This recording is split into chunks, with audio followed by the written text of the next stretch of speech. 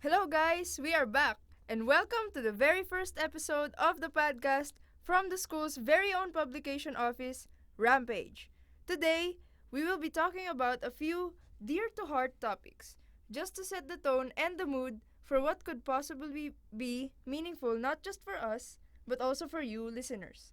I'm Agatha. I'm Lem. And I'm Kayla. And this is RAMCast. Fun fact! This episode is inspired by a card game made by an Instagram page called @WhereToNext.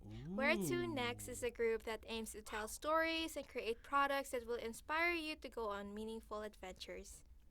So, in order to get the most out of this episode, we will be putting ourselves in this state of openness and share our connections with our most intimate, most inspiring, and even our so craziest Go, Kuya! and experiences. I'm so Yeah. sorry, my God. Ayun. You can also join us as we go on in this meaningful adventure as you listen. Oh my God. Oh my God. No, walang English ko. Sorry, guys. So the depth of the details you want to share is up to you. Up to you guys. So are you guys ready Yep. ba? Yes, Ready, let's ready, do ready. it. Right. Let's go. Okay, so ready for the first question. So, yeah. What social norm do you think should already be put to rest? That's an interesting question. Quite difficult to answer too.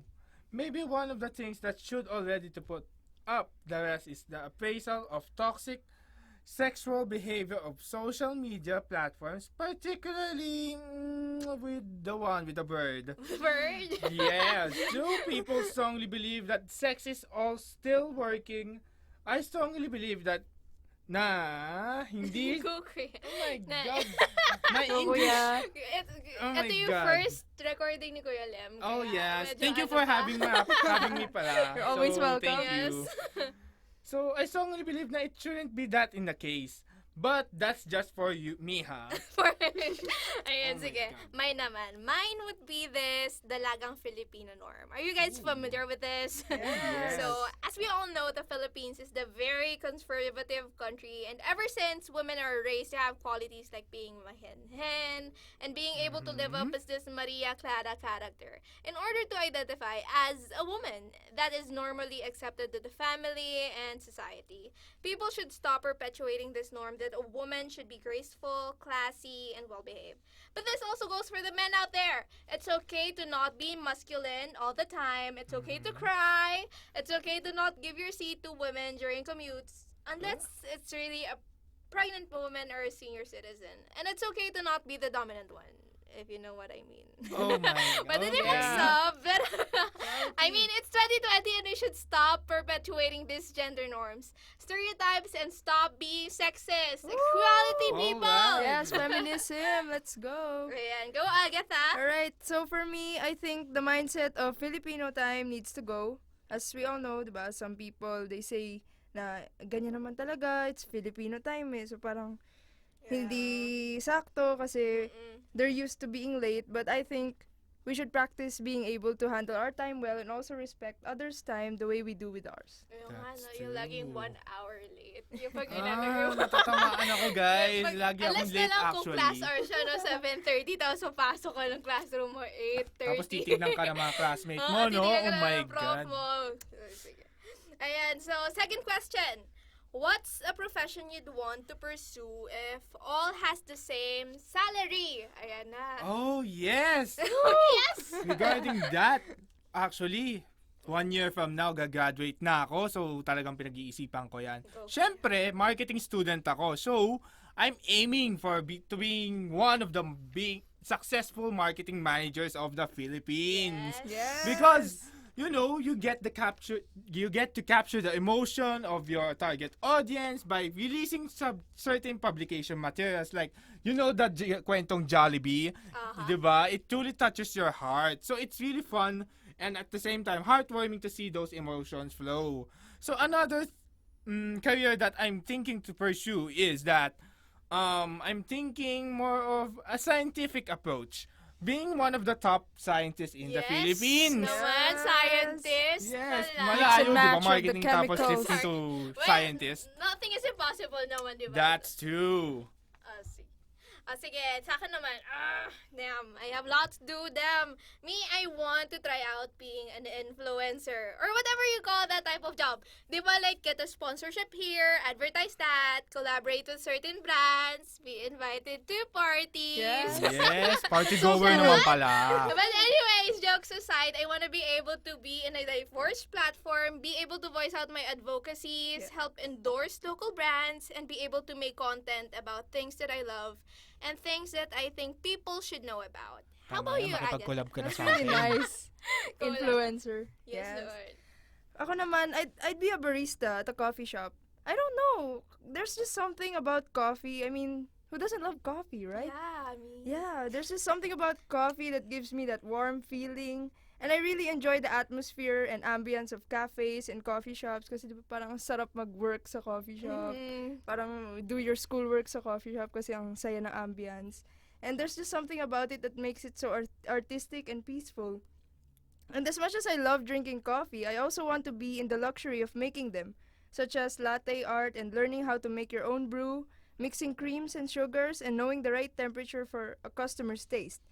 So I'd probably start working at a known coffee shop before opening my own business. Yes naman. So, balitaan mo lang kami, pupunta kami. Yeah. Mas May may discount free kayo coffee doon. kami. Yeah. Oo, May free yung- taste ng coffee. Palpitations, here we come! Third question. What has a fictional character said that has stuck down to you? Parang iba yata yung dating nung stuck down to you na yan. Pero Syempre, kailangan may anyways, emphasis doon. Stuck down! this one has stuck with me and will probably stuck with me for the rest of my life because I really found it meaningful that I decided to embed it into my heart. Yes It is a naman, quote Mark. from the 2007 film Spider-Man 3 by Sam Raimi. And spoiler alert, Spoiler alert! this is during the funeral scene of Harry Osborn. Peter said, and I quote, "Whatever comes in our way, whatever battle we have raging inside of us, we always have a choice. It's the choices that makes us who we are, and we are always choose to do what's right." I'm stuck. It stuck really hard Yes, to me. kuya. Kasi nga, you know that, yung emotional factor ni Spider-Man sa akin, as a child, because it gave me an inspiration to attain Go for it. what Go, kuya. what comes to me.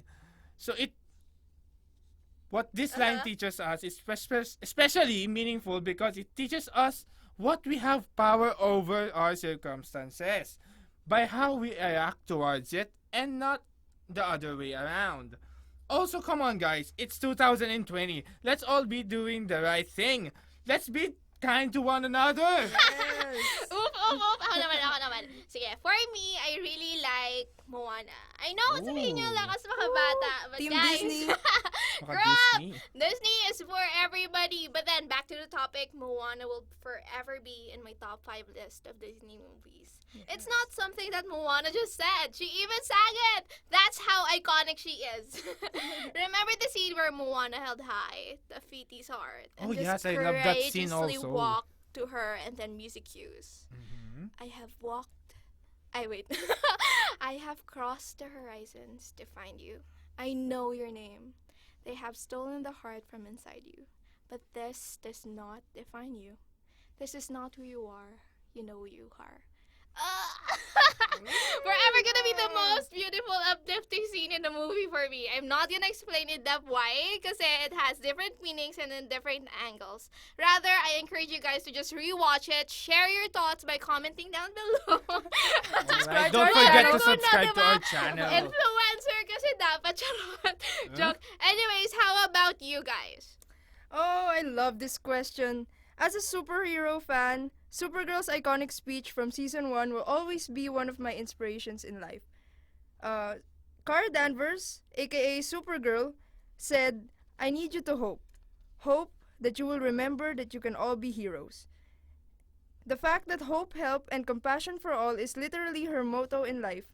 And then, she becomes a paragon of hope in the Crisis on Infinite Earths crossover. I love how despite the fact that she continuously struggles in every season, she remains hopeful and she sees the good in all things, in all people, even villains.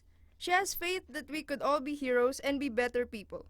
That's really something that I want to be as a person.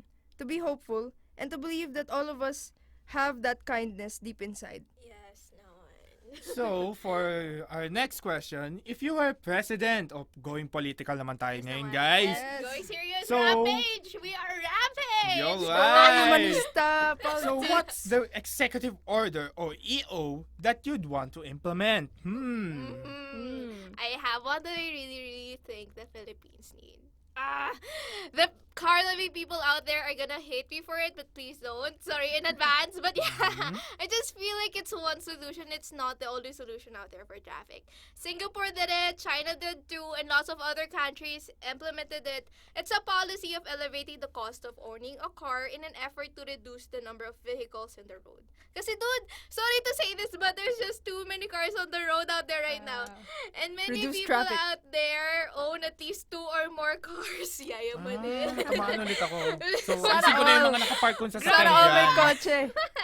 Char. Even though you just need mo naman, di ba? But plus, if the transportation system improves, the needs of having a car lessens. Kasi either way, you can get to the certain place that you need to go to. But that's for me, That's the solution that I see. But yeah, how about you, Agatha? Ay, grabe. Ginawa na namin to sa Polgov namin eh. Shout out to Sir Jure and Yums191. Ay! Hey! Right. Anyway, yung loko kasi sa Polgov about limiting people from smoking eh. So for this one, I'ma make it different. So if I were president, I'd make a law that would encourage the Philippines with mental health awareness, since the amount of people, especially teenagers like us, the statistics of teenagers getting depressed and committing suicide are getting higher each month. So, there's this thing in America called I Don't Mind. It's a mental health awareness campaign and lifestyle brand working to inspire open and honest conversations about mental health. They sell products, post articles on mental health, and many more, and all the proceeds earned go to Mental Health America in partnership with NAMI Communicate. The campaign was organized in 2017 by Supergirl co-stars and married couple Melissa Benoist and Chris Wood, along with their friend and co-star Edward Smith, in order to fight the stigma around mental illness worldwide, with the goal of getting people to talk about their minds and generate positive messaging about mental health. So I'm hoping that something like that would someday be possible in our country, because your mind matters. So talk about it. Yes. No, Hashtag I don't mind. Hashtag I don't mind. You guys can go check out their Instagram and Twitter at I don't mind and their website at idon'tmind.com. Uy, That's ipa-follow ko na seriously a yan must check mamaya-maya. out. Okay, last question na. Ready na ba kayo mag-wrap up? Of Gusto niyo ba? Gusto pa sana mag-stop, Gusto pero ba we kayo only na? have limited time. Gusto ba niyo? Grabe. Okay, last question before we wrap up the first episode of RAMCast. Let's go for a heavy one since it's the last one. Get ready to be wholesome, guys. Ito na yun. What does the word home mean to you? Sige, ako na muna since ako yung ano na to. Tama yan. Sige. Home for me means comfort without the fear of vulnerability. A home can be a person, place, or thing. Just anything that makes me feel as if I have nothing to be afraid of being there or being with them. The feeling of being able to be bare and me without the sugarcoats and the worry of being judged and rejected. Home is being in this state of bliss, peacefulness, and completeness. How about you, Kuya? Wow, very Yes, wholesome naman ang I'm a I'm a definition wholesome mo. person. Yes. So for me, most certainly, for me, home is where family is. I truly believe in that. No matter where I am, Yes. for as long as I'm with them, I feel like I'm at home. So feeling Family is connected, forever. ganun. So Family subscribe person na kayo sa pala si Fiverr. Kuya. Char! Ayan. Go, Agatha. Alright, so for me, home cannot just be a place. Home can be anything you feel most peaceful and safe at. As the saying goes, home is where the heart is. And that's true. To me, home is not a place, but it is the people closest to me. The people that God gave me to feel free as we enjoy sharing His Word. Home is the people whom I call my family. The people whom I know would stay even in the darkest times. Home is the people who support and love me for who I am. And lastly, Home is my dog, whom I get to cuddle up on and welcomes me with a happy face and a wagging tail. Yes, naman. Now I miss my dog. my Yes, God. we not I up. Parang Alright, so that's Yeah. about it for now, guys. We hope that you had Aw. fun in this episode. Was it Aw. fun naman? Yes, so much I'm fun. excited. The But best. I hope you had fun as much as we did. And if you did, stay tuned for the next week's RAMCast episode. I'm Kayla. I'm Lem. And I'm Agatha. And we'll And we'll catch catch you you guys guys on on the the next one. episode. Bye! Woo!